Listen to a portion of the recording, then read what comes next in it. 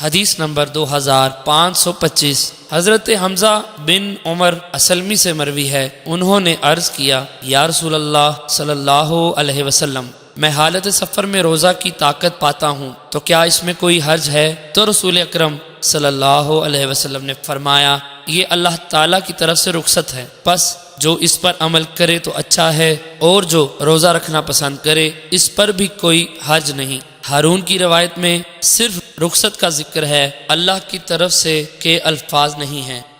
حدیث نمبر 2526 حضرت ابو درداء رضی اللہ عنہ سے مروی ہے، فرماتے ہیں ہم رمضان کے مہینے میں رسول اکرم صلی اللہ علیہ وسلم کے ہمراہ سفر پر گئے، اور یہ سخت گرمی کا وقت تھا، حتیٰ کہ ہم سے کوئی سخت گرمی کی وجہ سے اپنا ہاتھ سر پر رکھتا، اور ہم میں رسول اکرم صلی اللہ علیہ وسلم اور حضرت عبداللہ بن رواحہ رضی اللہ عنہ کے علاوہ کوئی بھی روزے سے نہ تھا۔